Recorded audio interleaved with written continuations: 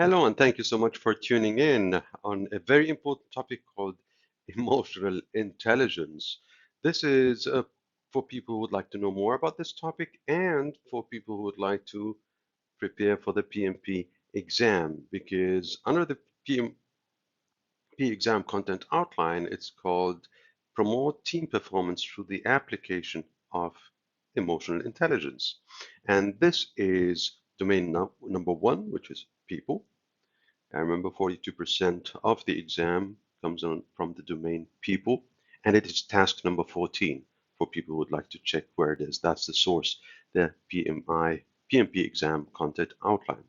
And there are some two sub-contents or areas that we need to focus on as well is to assess the behavior through the use of personality indicators. What is the personality type of yours and the others? And how you can analyze these personality indicators and adjust to the emotional needs of the project stakeholders.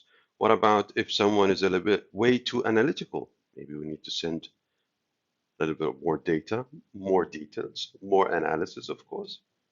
What about if someone has a more of an assertive personality, like result oriented, come to the point? And some people are more towards the fun part, the social part. And so we'll talk about those aspects as well. However, one of the key topics today, definitely under emotional intelligence, are the 5 pillars of emotional intelligence. Right? Excellent. So stay tuned. Thank you so much. First things first, we need to understand why is emotional intelligence so important for project managers. Let's look at some of the benefits. First of all, team collaboration and communication will definitely improve. Second, your leadership effectiveness will become better and better.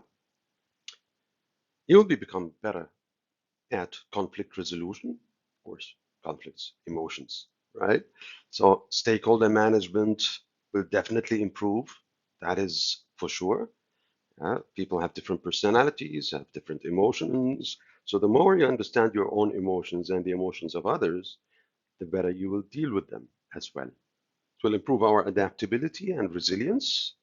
Things change. Sometimes they change way too fast. How do we co-op? The more emotional intelligence we have, the better we are off. And the good news is, you are already emotionally intelligent.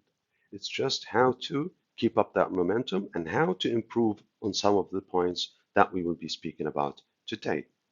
It will also improve employee engagement and motivation. People will be happier and more motivated to work with a project manager like yours who is having a high level of emotional intelligence. That's definitely the case. And not to forget, business client relationships will definitely improve when we have a high degree of emotional intelligence. So let's soon take a look at the pillars of emotional intelligence as well. So what are the 5? You see the picture? Give me 5, 5, high 5. What are the 5 pillars of emotional intelligence? The first one is emotional self-awareness. I mean, for me, I'm talking about my personal experience. That is, for me, the toughest part, to know your own emotions. What triggers you? What makes you happy? What makes you sad? What makes you excited? Yeah. What about the area of, or the areas of weakness that we have? What about the areas of strength? Do we do continuous assessments for ourselves? Yeah. Do we take feedbacks? Do we take inputs? Yeah. Emotional self-awareness. That's pillar number one. Pillar number two is now you know your emotions. Can we control them? Self-regulations, self-regulation, self-control. How good are we at that? Emotion is coming up. Can we control it? Or do we react immediately? Yeah. Of course, based on the event. Self-regulation is important. How good are we in that? And we have tools to measure that. I'll show you that very soon in the next upcoming slide. Are you motivated? Are you a positive person? Are you charged? Now, if someone is, let's say, has negative clouds, negative thought clouds, depressed, always stressed, yeah, that's a sign of low level of emotional intelligence. So we need to be motivated. And each one of us has a different motivation button. Assess that as well. Yeah, assess that as well to stay motivated. Let's look at number 4, empathy. Like in the book of Stephen R. Covey, The 7 Habits of Highly Effective People. Seek to understand before you get understood. I hope I got that one right. Yeah, that means have high empathy with others. For people who seek to have the public victory, that means succeed with others, they need to have a high level of empathy. Seek to understand before you get understood. Do you listen to understand or do you listen to defend?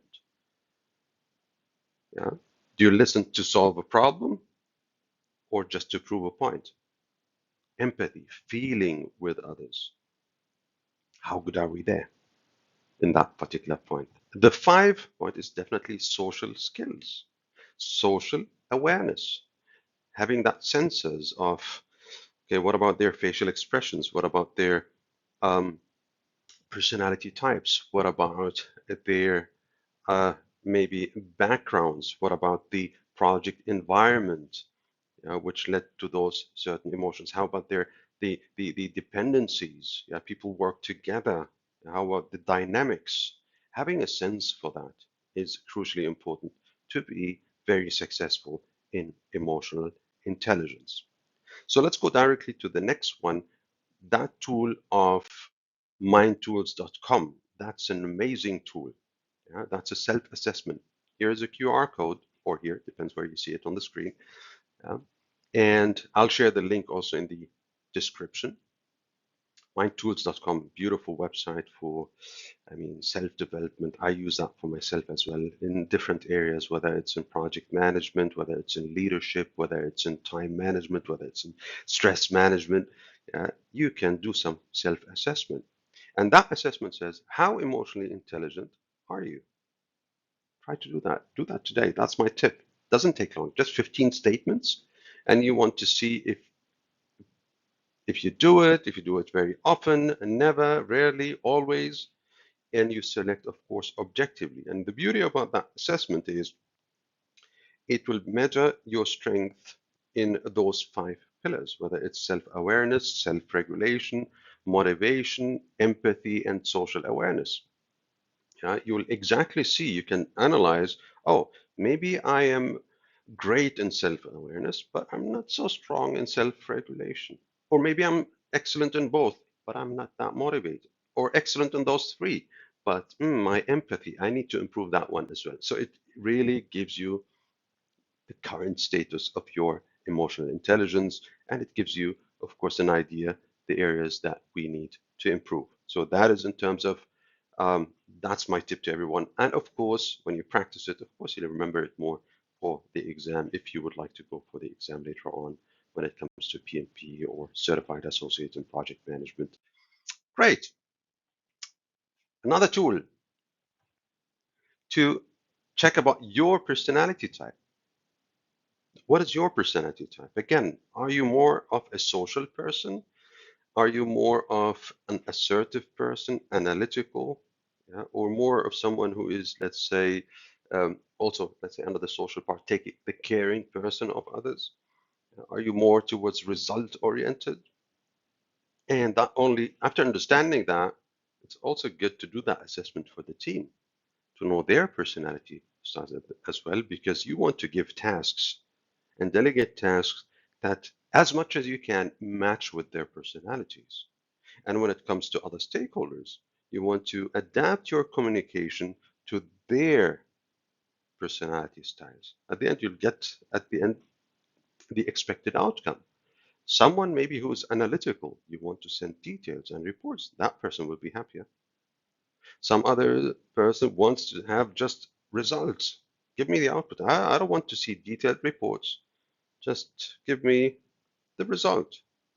For example, SPI or CPI, cost performance index, or schedule performance index, just one number each.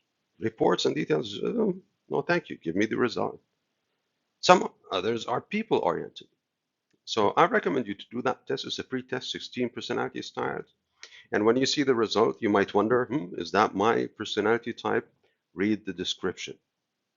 It also shows the weaknesses and strengths of yours. That helps also in self-awareness. You can do other personality tests as well. I mean, we have DISC from Tony Robbins, you have Myers-Briggs, the MBTI.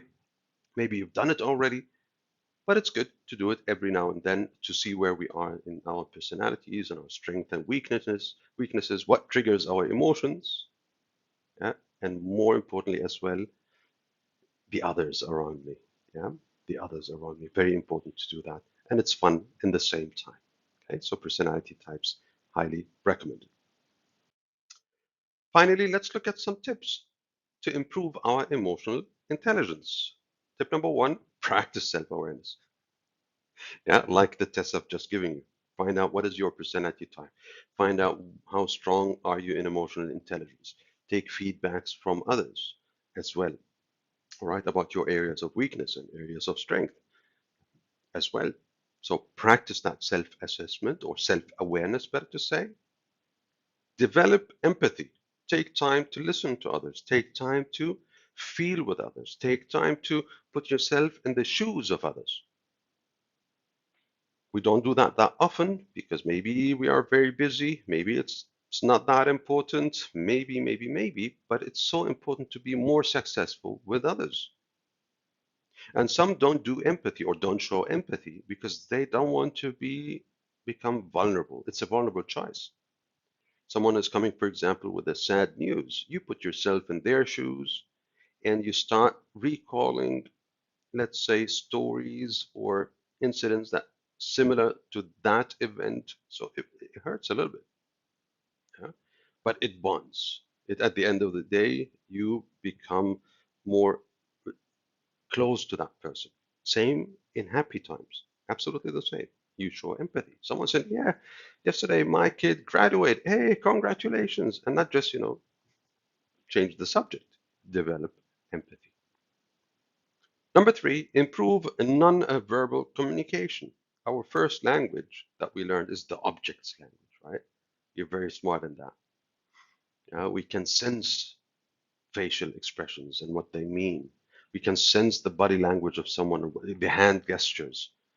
Improve the understanding of it, and I'm sure we're all good in that, but improve your own nonverbal communication as well. Sometimes we don't watch ourselves, how we sit, how we talk, how do we react, how is our facial expression? 80% of body language is your facial expression.